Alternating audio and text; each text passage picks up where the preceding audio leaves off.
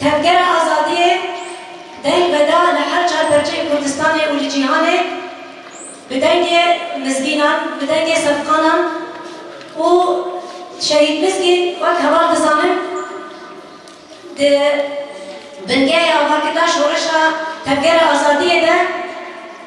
هلبت ده تکوشینا آزادیه ده ده دماسینا برخدانیا دیروکا برخدانیا آزادیه ده دنگ شهید مزگین جبوما بو دنگه کی بو حتا امهبن حتا شورش هبه و دیروکا آزادیه ده بدنگ شهید مزگین و بدنگ شهید صفقان و بدنگ تباهی هنرمندین آزادیه ده نویساندن و حتا امهبن جی هر اردن ده دل مده ده نبا هست مده جیان بکن هل بس کسایت دا شهید مزگین کسایت دا کی هم فرماندار بو ده همان دبی دشی هم موزان بو یعنی وکی ریبر ابو دبیجه یعنی هوزان راستیه کی پیروزه انسان باره هوزانتیه بکرسر بلیغه باره کی پر گرانه چما باره کی گرانه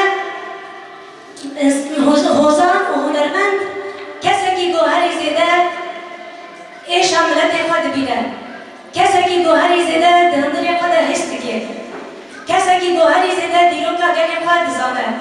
دیروکا برخودانیه و دیروکا سرهدانه دیروکا تکوشی بزانه هلبت به ایشه جیان دکه هلبت نخوشی و نخوشی بی گلی خود حس بگه و ودگرینه هلبستکی وی وردگرینه سترانکی وی وردگرینه شانویکی وی وردگرینه دستانکی دیگه ساعتا شهید مزگینده همو بیمارین آزادیه همو بیمارین غزانتی راست گو دخواد تجسید کربو و گروژا ایروشی اندبیرین به هزارا گلمه و خلقه دنگی کردن اندبیشن بحضارة تبليغوني بالا وارد شورشي راحي ولاد باريسية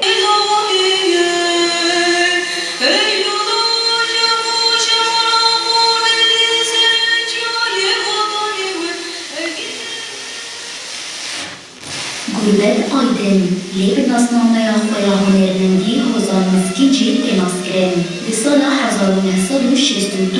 li gundê bilêdera Batmanê havedinê. Derya derbeya leşkerî ya 12 Îyûnê derbasî Ewropayê bû û ji karûxebatên hunerê re pêşengî kir. Hozan Mizgîn li Ewropayê di damezrandina hunerkom û yekîtiya jinên Kurd de cegir û her wisa bi kesayetên weke Hozan Sefqan û Çiya û Delîl Dogan re dibin tola avakirina koma berxwedan û bi awayekî geş di qada hunera şoreşkerî de zî didin. Mizgîna hunermend bi kesayet û helwesta xwe ya şoreşkerî dihêvek û gelekjinên derdora xwe lê dijî zext û êrîşan serî hildin û hişdarî navrefên têkoşîna azadiyê bibin. Hozan Mizgîn piştî ku demetekbêj li Ewropayê dixebite piştre derbasî Kurdistanê dibe.